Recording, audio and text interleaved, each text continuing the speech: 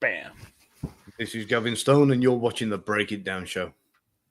The other day I was on a podcast and I was breaking down a mad minute, and this is for everybody watching. This is in the counterintelligence field operations sort of sense of a mad minute. There's all kinds of mad minutes out there.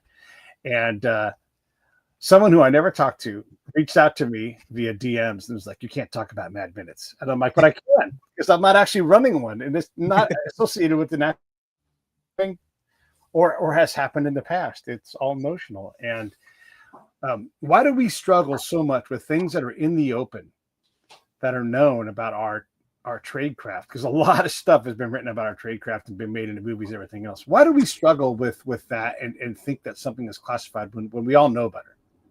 I think a lot of it probably comes down to responsibility. So there are things that are out there which are speculation, that may have been written in, say, fiction novels or whatever, but nobody knows whether it is or isn't really true, even though the person writing it may be kind of ex-DIA or whatever. And that's the beauty of fiction, is you've got that little bit of freedom of artistic license to be able to put something in and make something up. And the people who read it, they don't know whether it is or isn't actually from our world. But when somebody like us are put on the world stage in front of something and saying something on record, and all of a sudden I say, "Did you know that the government used X, Y, and Z company to do this particular job?" Then all of a sudden I've said it. It's not a fiction book. It's not a rumor. It's not speculation.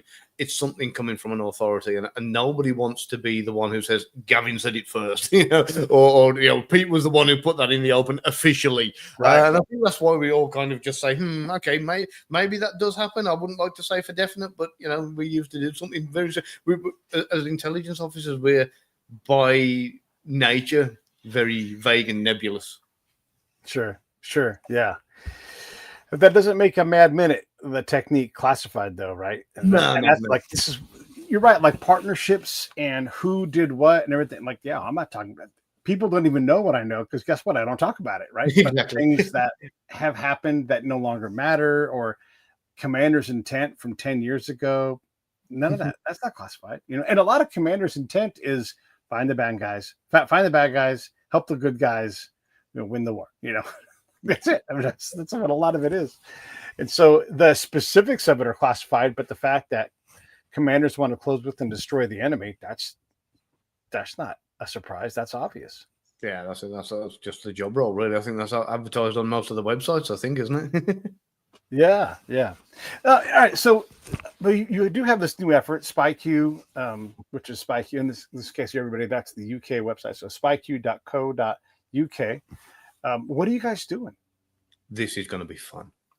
This is the first time ever anything has been done like this ever before. And we've taken the psychological training given to intelligence officers from all the world's best leading agencies. So this is like CIA, MI6, Mossad, KGB, blah, blah, blah, blah, all the alphabetic spaghetti of agencies. We've looked at all the training given to all these particular guys, and we've condensed it down and put it together for civilian use. So this is everything from mental resilience, leadership, strategic thinking, all the different kind of things that are going to give anybody an unfair advantage in life, and that is going to give them the edge and the mental capability to just be able to achieve so much more. And we've put it in this 2-day event. We've got guest speakers coming in from all over the world, from different agencies and different branches. And we are literally going to teach, for the first time ever, the general public the secrets that we know and that we're trained in. Wow. Yeah, that's crazy. And we just talked about stuff you can't talk about that's classified, right? And this is going to make a lot of people nervous, because there's a lot of overlying psychology. There's a lot of human nature in what we do. There's also the specific stuff that work for us. Like when my mouth says certain words, my body believes it, it won't work for you, right? And so there's all of that specificity that I never thought to see. Like, you and I have talked about this. When I'm in a combat zone, if someone's like, "Are you a spy?" I say, "Yes, I am." If I ask you a question you don't want to answer, don't answer it, because I'm not here to harm anyone, right? And so that wouldn't work for everybody, but it works for me. So there's a lot of special stuff that you'd want to protect or classify, and here you are out in the open saying, here's what we're going to do. Here's how we're going to help you improve your life. Yeah, like I say, this has not been done before because a lot of the training is usually kept secret. Anything done on the farm or the fort or kind of Harvey Point or whatever else, nobody knows about these things in these places and what really goes on within them. So we're going to address some of the things like the MI6 training that they are on occasions have an entire lesson on being rude. And this whole thing about being rude is all about breaking social norms and getting very, very comfortable with having a different persona, with no matter what's going on around you, understanding that you'll survive it and you'll be fine. And just basically losing the habit of being yourself so you can fit into whatever cover you need to be in. So, and that's just one of the many, many things. We've got a military intelligence friend of mine who's coming in. He's been in the Guinness World Book of Records twice. Once for memorizing the random order of 12 decks of cards, and then I think it's 12, and then 13 or 10, and then 14 or something like that. I mean, the guy's a memory genius. You can name any date in time in history. You know, you can say the 27th of April, 1582, and he'll go, that was a Tuesday or whatever, and you check it out, and he's right. Absolutely brilliant. He's going to be one of the first guest speakers. And he's deliberately inserted at a time where he's going to be able to say to you, these are the methods. Number one, to remember the name of everybody you meet. That's going to be useful to a lot of people. And number two, how to remember everything you're going to learn over the next 48 hours during this event. So, and each lesson kind of stacks on the last and builds and builds and builds just kind of really give somebody the best bang for their buck when it comes to the 2-day event. Are there breakouts? Yeah, breakouts, networking, and more to the point, we've even got some phenomenal exhibitors there. So Sony are coming along. They're going to be showing their next-gen military-grade drones that haven't even been sent to the intelligence agencies that have ordered them yet. We've got ISO coming. They supply the thermal imagery for a lot of the military stuff, as well as the display screen equipment for everything from tanks and battleships right up to all the monitors at NSA. We've got so many different people there, from drone people, software people. There's even a company, Visguard, absolutely brilliant. They do a system that can integrate into a CCTV system, pretty much any CCTV system in the world, and it'll be able to identify people, not just by, so if they can go into a door, put a disguise on, come out, and it still picks them up. They can change their clothes, they can do what they want, and it still is able to identify them. In fact, it can even identify if they're carrying a weapon. So they're going to be there. There's some really, really great stuff that isn't out in the public eye yet that people are going to get to see if they come along. So it's, like I said, it's a first of its kind and may even be the last. Yeah. The technology to see things better than ever before, whether it's light spectrum or just high def imagery, it's incredible. You know, like there's look, I don't work in this field, but I know like how this stuff works. If you wanted to, you could examine the neck circumference of someone in a high pressure situation and understand how much stress their body's under, because your neck just gets bigger. And you can, if we train your eye, and guys like us, some of us have this skill, and I have a little bit of it. You can go like playing poker.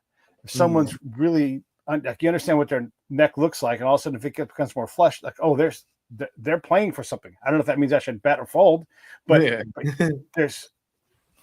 but there's physical identifiers that allow you to know that something is going on that's causing a change in this person. It's on us to figure out how we're going to use that.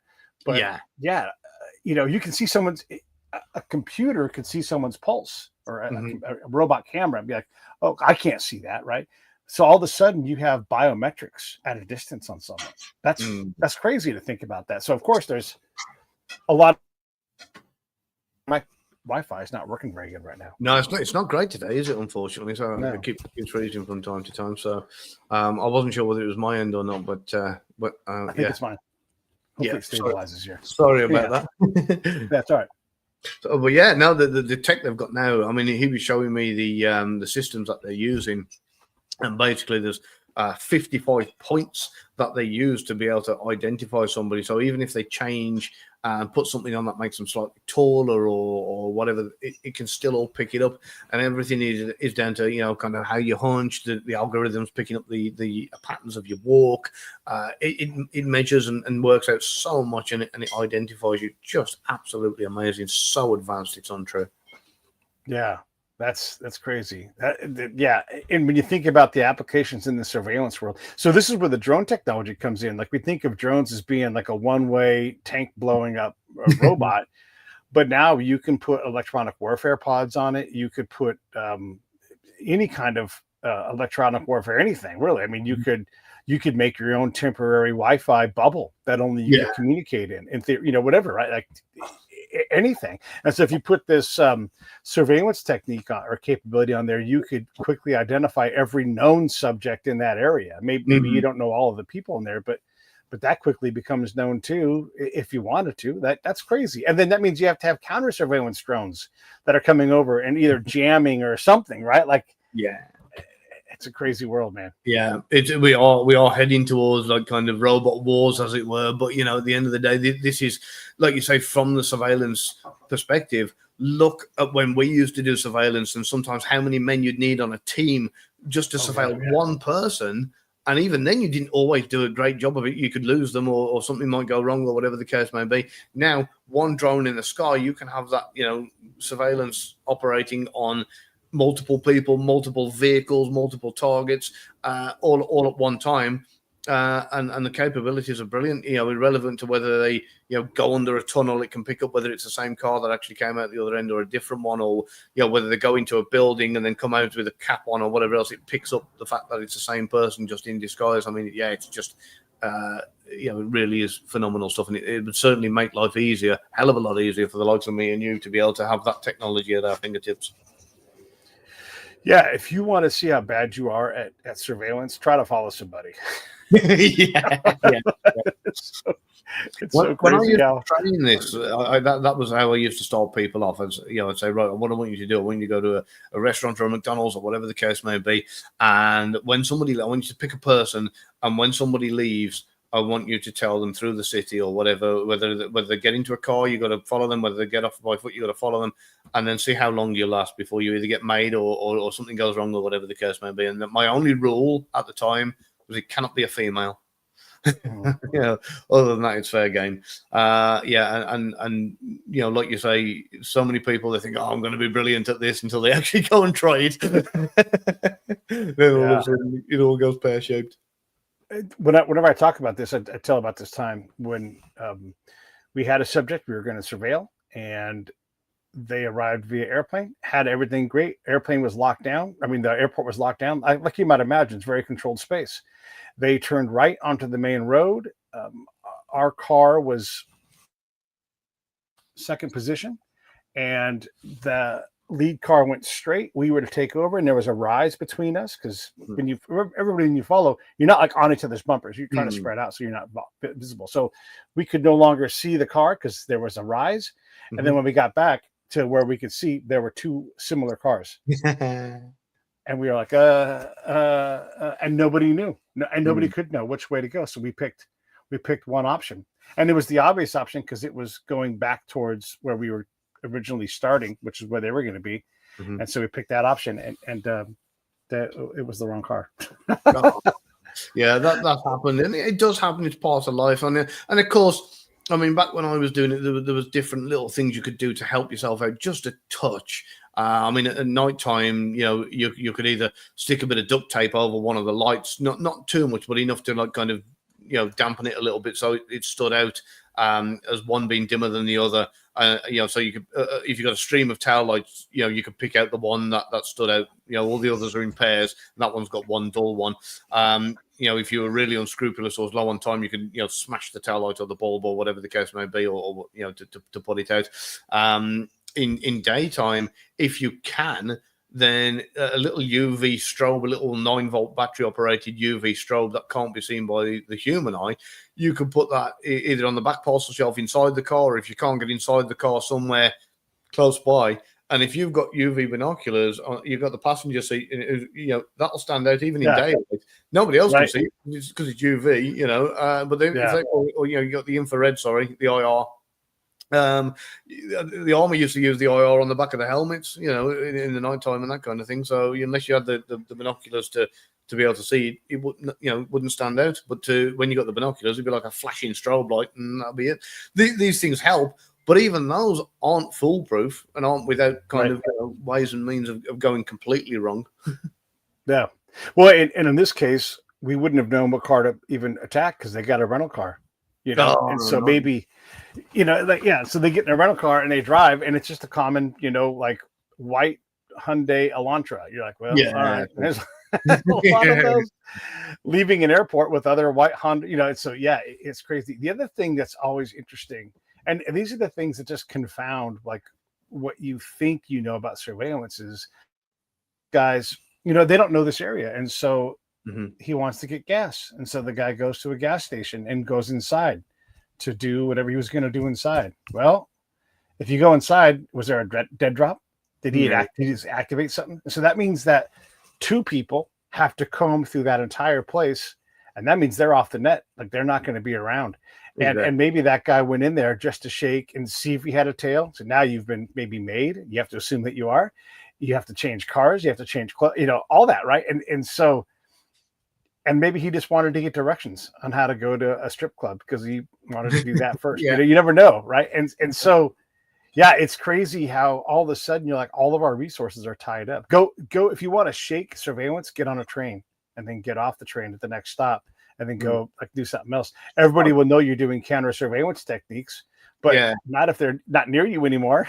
That's it. I mean, if you got an SDR doing things like that, but sometimes you don't even need to go that far. You can literally kind of, stop on your way, fill the gas tank up, like you say. As soon as your car's full of fuel, you get on the road. 5 minutes down the road, you stop and have a Starbucks. You grab yourself a Starbucks that you bring out, put it in the cup holder of your car, and you drive a bit further. And you can do 2 or 3 stops, maybe at an ATM or whatever the case may be. That just look part of your daily life that nobody would question. Just look out the ordinary. But if you think of all the resources at every single one of these stops that has to go in or has to say, well, was that a dead drop? What happened there? And you there's no team in the world big enough to be able to keep constant kind of track of all of those stops and whatever. It would just be an absolute nightmare, So, and of course, I mean, I remember doing a job in an area that I wasn't familiar with. Going back a few years, and I was driving around. I've got this Land Rover Discovery that I was driving around in, and me and my partner who were working on this thing, we were just cracked up laughing because we got lost and we kept on going back, and we were genuinely lost because nothing was how it was meant to be. GPS wasn't working, the map was outdated, and we were driving around all over. Nothing was. It was just one of those days where everything went wrong. And I said, if anybody is surveilling us, they said they're either going to be looking at us saying these guys are complete idiots or they're professionals, one or the other. I'm not sure which one it is, but either way, I mean, nobody could have followed us. We didn't even know where we were going. It is one of the funny things about surveillance. We do a lot of training in the DC area for surveillance. It's just one of the spots, and so it's very common. I could name the malls and everything. You get on the metro, all that. So all the key things are there, and you can be in a lot of different directions fast. It's a great place to practice. And so the one thing is if you're using a navigation device, phone or car, or whatever it is, everything, all the streets there have multiple names. So it's like make a left at Route R, also known as Route 15, which is also the George Washington Memorial Highway, which is also Martin Luther King Boulevard, which is all, and you're like, shut up, shut up. I gotta make this turn, which turn, which direction, stop talking about, and all of that is part of it. It's crazy, and like you can't run out of gas, so you're always trying to shuffle someone off to the gas station, because even if you don't know when you're going to need 3/4 of a tank, so you're always filling up gas, you're always changing your clothes and all these things, and then to find out that you can just throw a drone up and do counter surveillance. Oh well, I mean, I mean, you're just reading the license plates of all the cars, like the 10 cars behind me, that would be enormously valuable, and you could quickly determine if you had a tail, because they do a surveillance detection route, and they throw that drone up and they just see who's going the same direction and for how long. Oh my gosh, that's a game-changing thing. How do you obscure the fact that you're doing surveillance? And if you're a good surveillant, you're always looking for counter surveillance. And then if you're in a counter surveillance position, you're looking behind you to decide, because there's only so many places you can be. Like, there's only so many cafes you can all sit in, and so you're like, well, there's a cafe there. Well, who's looking at the cafe? That window over, and all of a sudden it's like, it gets to be a crazy game. Yeah. And of course, you and I both know what it comes down to at the end of the day, a lot of the times, is budget. The more, whatever you want, to actually be on the ground with, you need to ask for 3 or 4 times more. If you need a 5-man team, you need to ask for a 25-man team, because you're not going to get it. They're going to say, well, we can't give you that. You must be nuts. Right. So, and of course, I mean, you and I both also know that with that in mind, there's only so much. You have to draw a line somewhere. If you're doing surveillance, yes, you've got limited scope for doing a bit of counter surveillance, but that's about as far as it goes, because the budget just wouldn't be there. Whereas a drone, throw it up in the sky, let it do its thing, and you've got one man with a joystick or whatever he's operating it from, just kind of doing the work for you. It's just cut everything and the work and the budget right down, and it makes life just so much easier for people in our position. And if you did want to spend budget and you had a drone, you could send a couple of couples out who were just playing with their drone in the area to cover for your drone. Yeah. And it's like, oh, there's drones in the area, and you'll stop thinking about it in an instant, or maybe you become suspicious or whatever. But yeah, I mean, there's ways to provide cover with lower grade drones, just flying them around, and that, so yeah, it's an interesting. It's an interesting world. So when you are pitching all these folks to come to the summit, the conference, whatever you're going to call it, how are you targeting these guys? So a lot of these people are actually friends of mine from the intelligence community. They're either colleagues or people I've worked with, or people I've met through the intelligence community, whatever the case may be. I've told them about the idea. I've told them about the concept, and they absolutely love it. I think it's a brilliant kind of possibility for people to have the advantage in life that they might not normally get, and this is this goes back to things like just getting a job, for example, whether it's a job or a promotion or setting up a business. Most people go about it exactly the same way as everybody else. They send their resume off to 100 different people or whatever.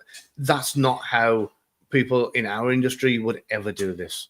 We wouldn't be sending resumes off to 100 different companies hoping somebody reads us and makes us an offer, especially when those people are actually hiring. So you're in a noise and a crowd of other people that you're competing against. What we would do is we would target rather than network. We'd find the right person within the company that we want to get hired by. We would infiltrate that company and that person's life to make friends with them, build a relationship with them, get some ethical trust and relationship stuff built up so that it's a genuine relationship, not just because you're after something. And over time, when that's built up enough, you can then use the techniques that we've been taught to say, hey, it looks like your company needs somebody that does this. That's what I do. Let me in. Or if you're getting a job for somebody else, your company needs somebody that needs this person. I know that person. Let me recommend and fill that slot, as it were.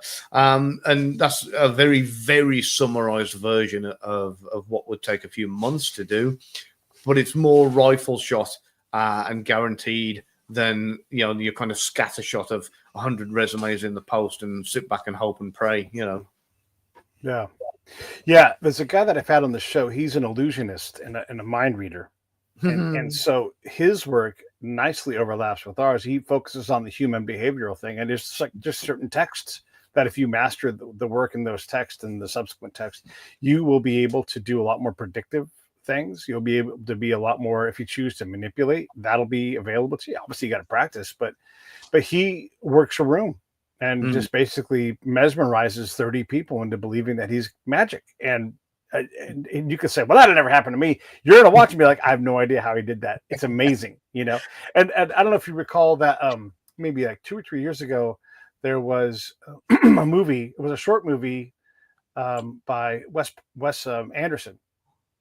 and they had an illusionist in there, and you could wrap his face all up and everything, so he couldn't see anything, and he could do things. That's an act, and so this guy Michael Gutenplan, he does that act, his own version of it, and so it's amazing. Like you're like, there's no way he can see anything because he's done this whole thing. He's got all this tape on his face and everything, and he's like just knows, right? And so the power of unlocking some of what he does in our world, to be able to sit down and reliably get a person to trust you, to open up to you, to tell you things they wouldn't otherwise tell you, to go do things that they wouldn't otherwise do. I mean, there's definitely applicable. I mean, if you're in sales, hello, like that's going to be hugely valuable. Oh yeah, phenomenally. I actually, you reminded me of a friend of my wife's. She was living in Miami at the time. She was spending a hell of a lot of money on these so-called psychics, and I sat her down the one day and I said, look, I said, I hate to see good things happen to bad people. I said, but I think these psychics that you're going to are charlatans. We had this whole conversation and whatever else. And I said, look, I said, I'm going to prove a point to you. I said, I'm not psychic. I said, I'm telling you categorically, I'm not psychic. I said, but what I will do, I said, I'll sit you down in a minute and I will make it look like I'm giving you a psychic reading and that I am. And she said, okay, let's give it a shot. Let's give it a shot. So we sat down in the dining room and I spent about 15, 20 minutes with her telling her a whole bunch of stuff. And I just come out with a smirk, and my wife looked up and, she said, he's psychic. Your husband's psychic. He knew this, he knew that. And I turned around and I said, Ingrid, what was the very first thing I said to you before we went in? I said, what was the one thing I tried to say to you? I am not psychic, and I never have. I was actually taught by somebody who was a former, I'll say psychic, but in very loose terms, because of the fact that he used his skills to make money appearing as a psychic, and eventually grew a conscience and said, I can't do this anymore, and then trained guys like me and people in the intelligence community. And it's a great way of building rapport with people. It's a great way of building relationships with people. And like you say, if you're a salesman, imagine being able to turn around and say, oh, I can tell blah, blah, blah, blah, blah about you and that you're this kind of person and you do this and you do that and that make this the perfect car for you or the perfect blah, blah, blah for you. The power that comes with that, just has people amazed. Yeah. Yeah. It's like I said, he mesmerizes you. And I'm not trying to figure it out because I want the ride, but I also know that, like this is an act, right? It's an act. Yeah. And if you are an entertainer who does psychic readings, you are putting on an act for everybody to go, and then they come and they show up and they pay your rent and but you have to understand you're being entertained. There's a lot of things in life like the AI is like that when you chat with something on the AI robot and it's like it knows, like that doesn't know. It's just picking the next most likely word. It's the same thing just with the human chain of events. Where like I know that if I make you count to the number 17 as fast as you can and say what's the first vegetable you think of, and as you say it, I'm going to say carrot with you because for whatever reason, that's what normally happens. Carrot. Try it out. It's like these are just weird things, but when you put enough of them together, you can become very, very good at predicting and influencing behavior. I was thinking of Stephen Hawking. What did he do? When you said the first vegetable you think of, I was thinking of Stephen Hawking. Stephen Hawking. That's great. Okay. Yeah. So there has to be kind of this human need for closure and predictability in so many what we call open loops in life. And this is something where it does make people predictable. There's a very similar thing with it. I'll explain it to you in full at some point. And you can make somebody in their mind sit on a rainbow and pluck out one of the colors from a rainbow. And depending on what you say next, you get them to paint a picture with it, will depend on exactly what color. And sometimes they'll self-edit that they end up picking. And at the end of it all, depending on, like I said, which set of words you use, will depend on the color that you can say, I now know you picked color yellow or whatever the case may be. And they go, yeah, how did you know? Right. So, but you've guided them to pick in that color.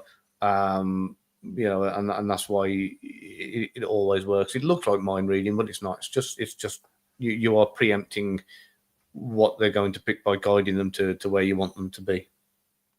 When you know that magician's trick, where you know the outcome and you lead them down a path towards the outcome, and it seems like it was always like that's something you see all the time in politics and all kinds of things where you start with this outcome and you just guide them towards it. Doesn't matter what you pick, I'm in control of where you go.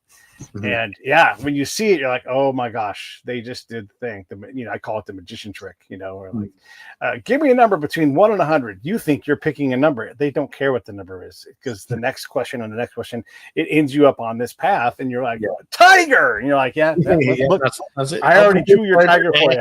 Exactly. And it's brilliant how it all works, because you're steering them somewhere. And the beauty of this is they convince themselves that they thought of it. And I remember when I was learning about influence, persuasion, manipulation, and that kind of thing during a lot of my training, that they went through the fact that there is no stronger commitment to a decision that a person believes they've reached themselves than anything. So if you, so here's a perfect example. If I go out and so people turn around and say, "Oh, so what is it you do?" And I say, "Oh, I'm a former spy and now I'm an author." They go, "Yeah, right." yeah. And if I go out and they turn around and say, "Oh, so what do you used to do?" And I say, "Oh, well, I used to work, for the civil service, or I used to work as a civil servant, or I used to work in the security and intelligence industry, and now I'm writing books." I go, "Were you a spy?" And I go, "Well, I'm not saying I am." And they go, "You were, weren't you?" They convince themselves. They're more convinced themselves, and there's no shaking them because they've come to that conclusion than if I was to tell them. I could present them with any information and they will then make their own mind up whether it's true or false. But if I lead them down a path that makes them come to that conclusion themselves, every single time, there's no stronger conviction than that. Yeah, that's this is one of the reasons why I just say I'm a spy. Yeah, I'm a spy. Yeah, because most everybody does.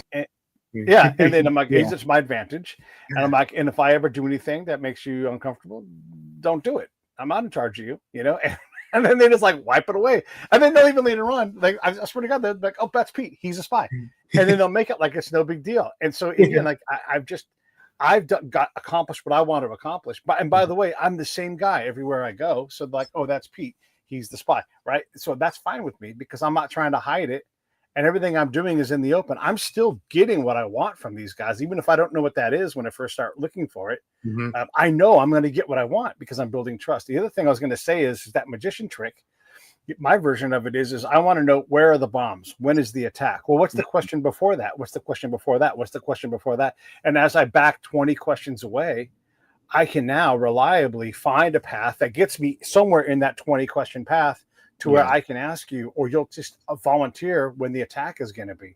Doesn't work all the time, but that's why I reverse plan my questions, so I know what the next most likely question is. And as soon as I hear the right question in a sequence, I can change my question set to the right question set. So maybe it's a farmer, maybe it's a barber, maybe it's a mom, whoever it is I'm talking to. I'll get into that question tree and oh, there it is right there. There's the thing I need. And then I just I finish that tree and I end up at tiger, and it works. It works shockingly well in a wide variety of cases. Not easy to master that though. No, but you are absolutely smack on with it. It's almost like a flow chart of you starting with the end point, what you want the answer to, and then work back with a flow chart of if the answer yes to this, if the answer no to this, and it's crazy how a question like where are the IEDs planted can start with something as simple as what did you have for dinner last night, but bit by bit you've gone down that tree, down each branch until you've got to the point where you've got the answer to the question. Right. Yeah. And again, easier said than done, but it is doable. And it's one of those things where with some practice, you can develop some reliable mechanisms to get that done. How long? I mean, look, we can introduce it to you. You can have the memory guy help you remember that lesson. How long until that's an actual capacity for someone, do you think? Like, what's your guess and when you can start to reliably do these things in a civilian setting, doing sales or whatever it's going to be? I suppose it depends on how frequently you use it and how much you use it. And I mean, it's like a lot of the stuff, it's instantly applicable. You can go out, I mean, I do advertise this as being, immediately transformative experience that you can go out and utilize what you've learned that day. And you can start down that path. And while it's fresh in your memory, you've got the advantage of it being fresh in your memory, but not so much the advantage of experience. Over time, you get the advantage of experience, but you're only going off what's worked in the past, and not so much all the other bits of where it's been fresh in your memory. But like with anything, if you are using it regularly until you're seasoned, then there's no reason why you couldn't be pretty much a pro at this within kind of 3 to 6 months, quite easily, and it becomes second nature after that amount of time. If at the same time you're what we call an information collector, somebody who likes to have all the knowledge but then carries on just living their life and not implementing it, then it's not going to be any good to anybody. You may find somebody, learns it and thinks, oh, brilliant, I'll use that to get a new house, I'll get a new car, I'll get a new job, and then they get all the things they want, and then they go, okay, and then they don't use it then for 5-6 years, and then they think, I need a promotion. What was that thing again that I used to get me this job in the first place?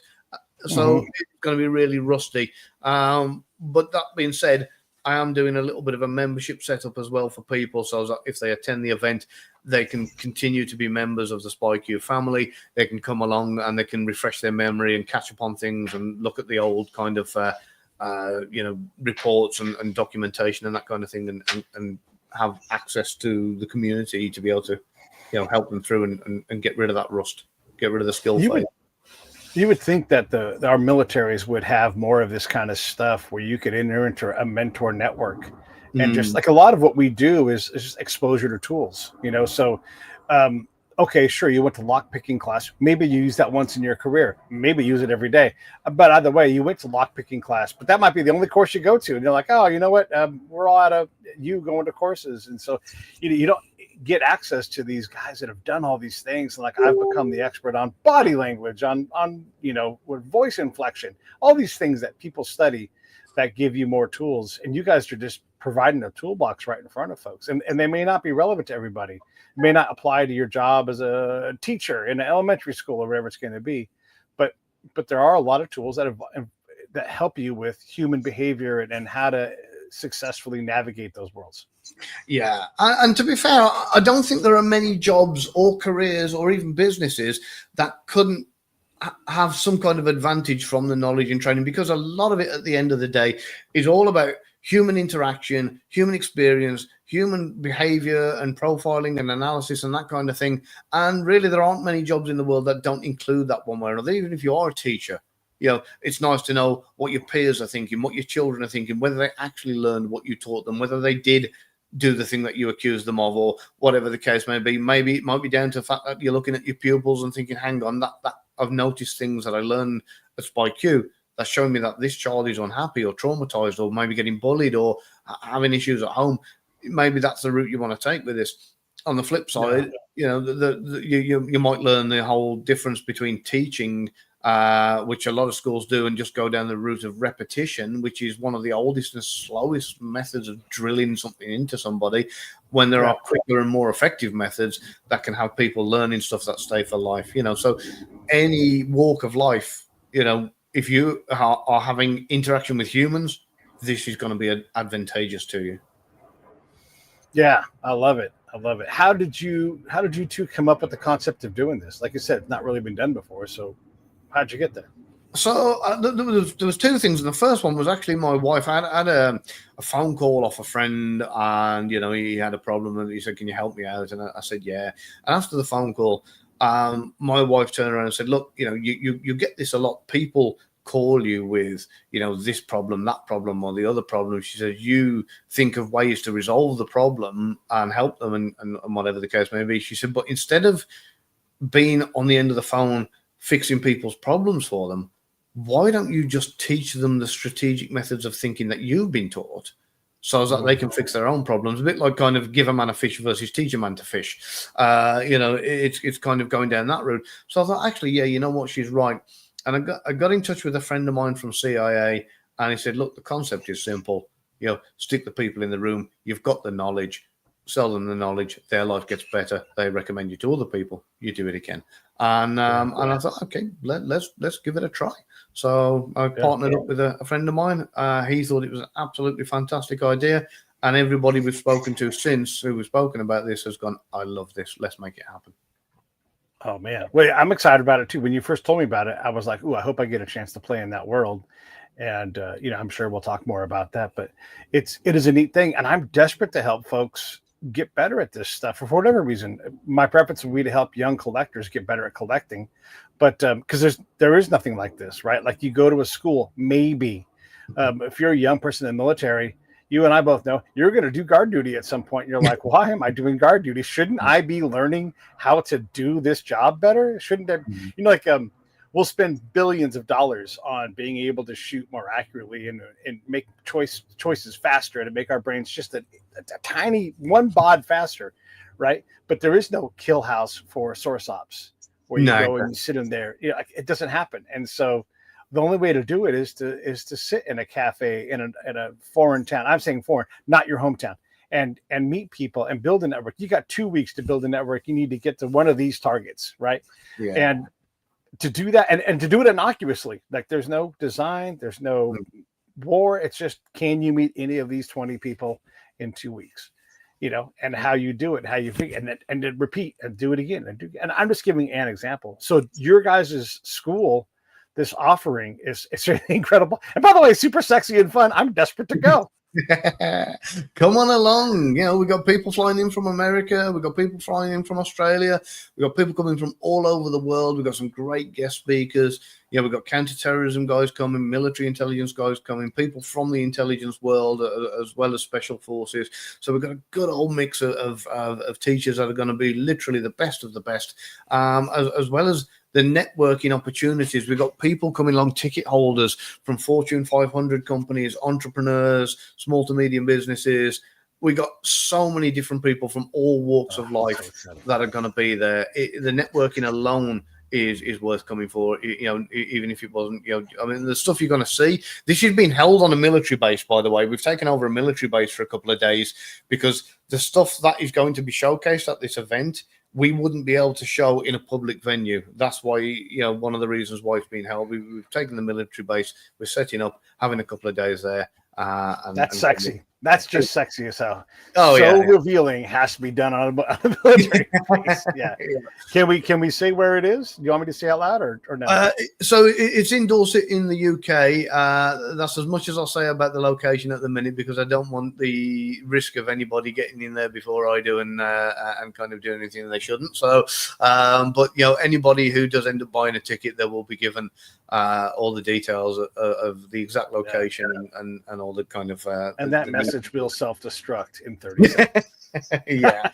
But yeah, I mean, I'm really excited about it. I really am, because I know some of the people that are coming personally. I've been friends with some of these people for years, and just the information that they're going to depart onto people.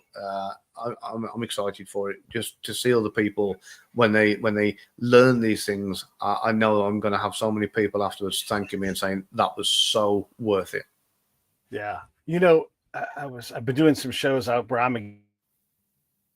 some of the stuff I get to talk about is the stuff that I would do, and I lose my mind. I get so excited telling these stories, not because like no shit there I was, but like here's how I can help. And here's what I can tell you. I want people to see this so they can understand this incredible job and interesting it can be in a given day's notice, and the mastery that you have to compile. And my specific one way of doing it, there's 100 guys doing the same job 100 different ways. So there's a lot of value in exchanging that knowledge. Who did you get? I cannot believe we got so and so. Who was just, because I don't know who the celebrities really are, and the big notable people in our just blew you away. Yeah, I want to say, because I'm really excited because I know who they are, but I don't want to ruin the surprise, and that's why I'm gonna be a bit cruel here and keep it to myself. Stand out that have developed some level of celebrity. And that's pretty neat because you're not supposed to be able to become the SEALs in our world. They put a Trident on their book and it's going to do pretty well because they've built a great brand. I don't know that we've done that. And so to again, like, this is an opportunity for us to do some things that we don't normally get to do, partly because we're so damn secretive. Yeah. And this is going to be good for the people within our community because of the fact that we don't normally get to have an audience. We're normally in the shadows. There are one or two of us that can come out and do podcasts and that kind of thing, but it's very, very rare.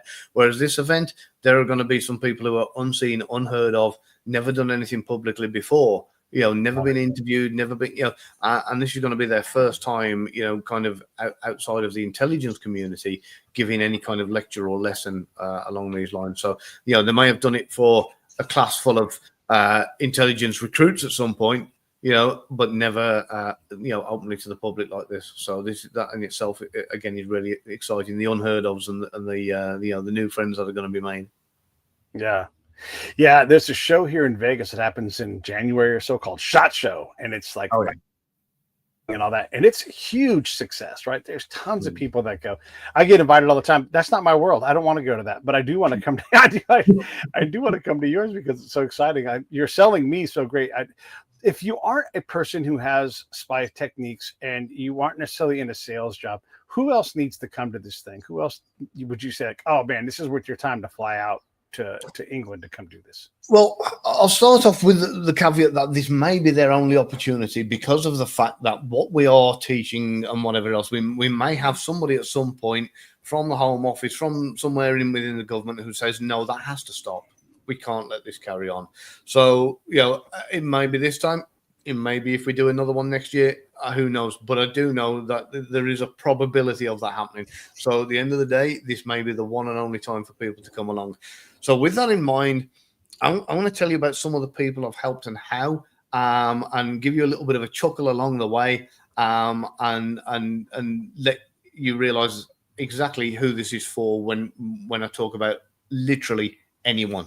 So there was a young lad, a friend of my son's, a son of my friends, who he was working jobs. He'd work a few months and either get the sack or lose his job.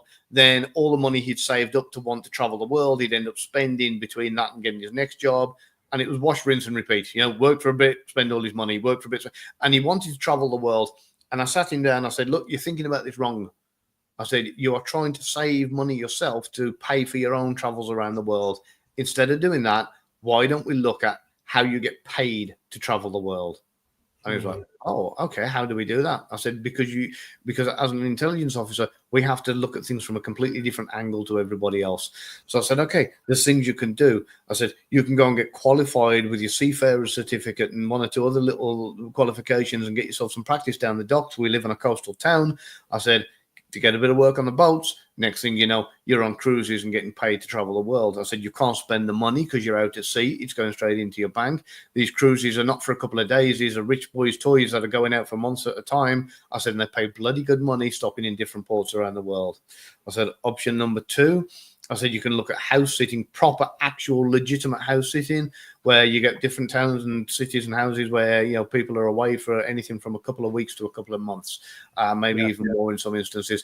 And you go and do that and you travel around the world and you're getting paid to go from one place to another. And the one he actually decided on in the end was one it was a walking tour city guide where he'd go to, say, Paris, he'd shadow somebody, learn the tour, learn the setup. They'd then leave him to it. They'd go to Barcelona or whatever. He'd then do it himself for a bit. Then somebody would shadow him. He'd teach them. And when he's taught them, he'd then go to Barcelona. And then from Barcelona, he'd go to Italy. And from it, and that was how he got paid to travel the world. That was where he ended up. So, I mean, I don't even know what country he's in right now. He's just literally hopping from one to another. They pay for all his accommodation and his food and that kind of thing. And he travels the world from city to city. So, and that was a 21-year-old lad. So, I mean, again, you don't need to be a multimillionaire entrepreneur or anything like that to come on this course. Another guy, I love it. he called me up and he said, look, I've got a limited amount of savings. I want to buy a house and I don't know what to do. He said, because if I chuck all my money in a house, I don't know what the market's like and everything's gone. My safety net's gone. And then I don't want to be tied into a mortgage for however many years, paying it off for the rest of my life. And again, I used a similar system. I said, look, you're doing it wrong. You're looking at it from the wrong angle. You need to know, how do you get paid to own your own home? How do you get a house for free? And now he's got a 4-bedroom house for free. I did a similar kind of thing with a guy, the best one ever. I may have even told you this before, Pete. He rang me up. He said, Gav, he said, I've got a problem. I said, what is it? He said, I really want a Ferrari and I can't afford one. And I said, yeah, I said, a lot of people can probably relate. I said, right, link up with me. I said, let's get you a Ferrari. And he said, okay, you got me interested. So I said, okay. I said, again, you're looking at it wrong. I said, you're looking at it, you want to spend your money. I said, ask yourself, how do I get paid to drive a Ferrari around? And he was like, you got my attention. How do we make this happen? So what we did, we set up a junior driver's experience where 12 to 16-year-olds on a private bit of land can pay £50, British pound, to do a couple of laps in a Ferrari, right? He gets about 100 kids once a month on a Sunday. He goes and does this experience. That's $5,000 he gets coming in. That's without the upsells from the extra laps or the photos or the videos or the merch or the food or all the other bits and pieces that extra. Just off that alone, that $5,000 covers his repayments, his tires, and his insurance. The other 29 days of the month, he gets a Ferrari to drive around in. And he's got about 7 months left on that now. And he'll have paid it off completely. And he'll have not parted with a penny of his own money. And he has had a Ferrari for technically for free, giving up one Sunday a month. So these are the ways in my world where I spin things around and say, how do you, like I said, I did exactly the same thing with the guy with the Bentley. He wanted a Bentley. His driver now does airport runs in his Bentley while he's at work, and then he gets taken to and from work in his own Bentley, and the Bentley is paying for itself while the airport runs are covering the cost of it. So these are the kind of things that can demonstrate that you can be anyone from any walk of life, whether you want to grow a business, scale a business, start a business, get a job, whatever. There is the solution within the strategic thinking methods I demonstrate to be able to get the answer, even if it's finding the perfect wife, husband, anything at all. All you got to do is apply the method and you get what you want, and usually for free.